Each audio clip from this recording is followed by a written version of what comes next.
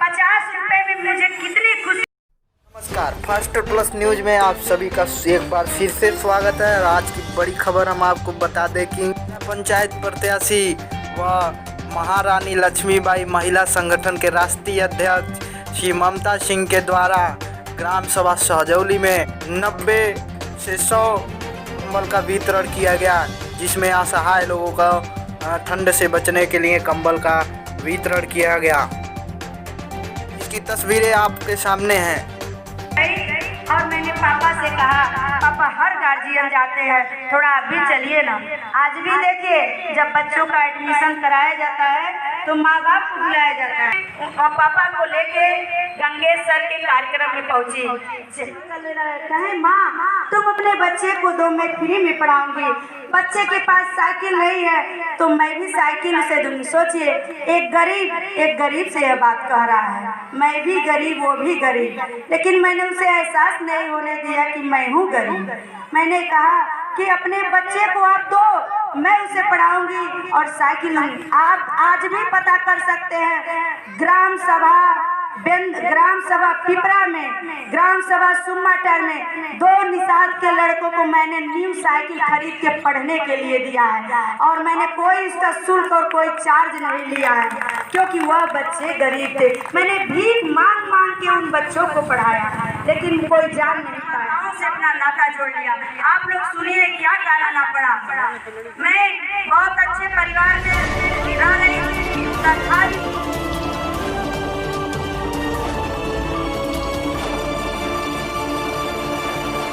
महारानी लक्ष्मीबाई महिला संगठन के समक्ष आए हुए सभी माताओं को मेरा नमस्कार हो।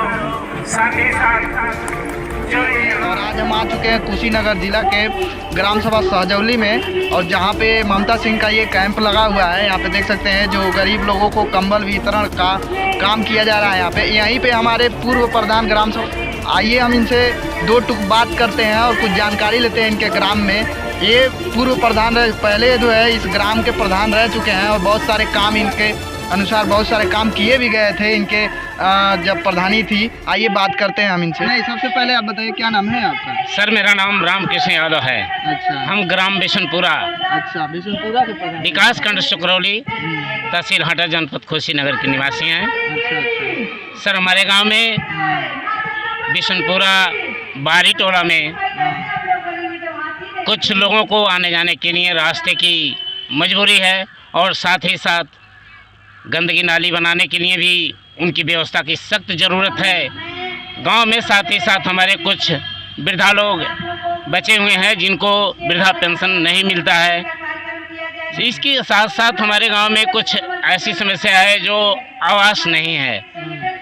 कुछ लोगों के पास है भी तो मकान जर्जर टूट चुकी है, उनको रहने की समस्या है, डरते हैं उस मकान से, ताकि उनको आवास अगर मिलता है तो उनका आवास बन जाने के बाद उनकी समस्या खत्म हो जाती है। साथ ही साथ कुछ ऐसी समस्या है जो हमारे बिलवा चौराहे से लेकर के पिपराइच हाटा मार्ग से लेकर के हमारे बिशनपुरा गांव तक नहर से होते हुए जाकर के प्राइमरी स्कूल के पास बिशनपुरा, वहां तक पिच रोड की समस्या है कि उसको भी करवाना सबसे ज़रूरी है।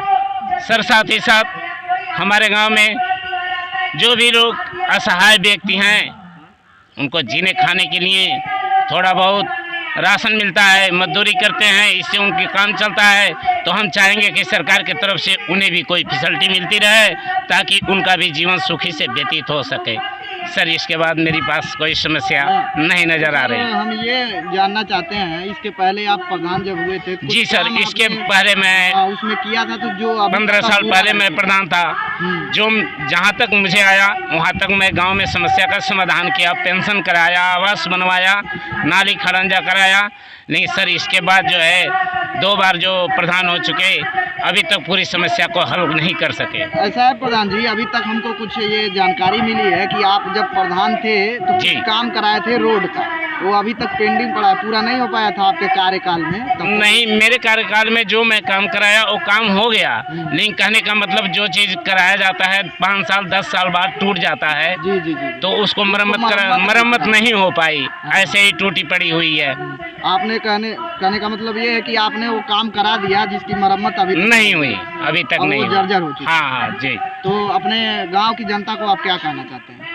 अब गांव की जनता यही कहती है कि भाई सबसे मुख्य चीज़ है कि गांव में जो भी समस्या है उसको हल किया जाए। मान कर चलिए गांव से बाहर जो है चक्रोट है और कोई सड़क है, खैर एक बार बन जाती है तो कुछ दिन चलेगी, लेकिन गांव में जो समस्या खराब हो जाएगी वो नहीं चलना है, क्योंकि हमें गांव में ही चलना है। फिर से जुड़ चुके हैं समाज सेवी भैया शिवदयाल जी से, बात करते हैं इनसे। सबसे पहले भैया आपका बहुत बहुत स्वागत है हमारे न्यूज़ चैनल जी में। सर, धन्यवाद। जैसा कि मैं शिवदयाल, मैं पूरे कार्य को लेकर के महिलाओं के लिए, बच्चों के अधिकार के लिए मैं काम करता रहता हूं। जब से ममता जी ने मिला है मुझसे, कम से कम आज के 7 साल पहले से मिली हुई हैं और हमसे बात करती रहती हैं। कोई भी यदि उनके कार्यक्रम को लेकर के किसी प्रकार का सहयोग रहता है, चाहे धन की आवश्यकता हो, चाहे हमारे मतलब जिस प्रकार से मैं कार्यक्रम में प्रतिभाग करता रहता हूं, और मैं बार बार उन्हें कार्यक्रम को लेकर के बताता रहता हूं। मुझे अगर राजनीति की बात की जाए तो राजनीति से कोई लेना देना नहीं है, और आने वाले समय में यदि अवसर मिला तो मैं खुद जिला पंचायत प्रत्याशी के रूप में तत्पर हूं। आने वाले समय में खुद प्रत्याशी हूं।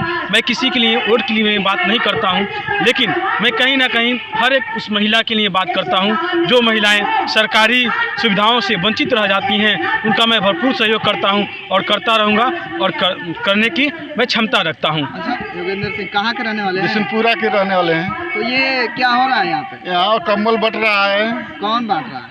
ममता।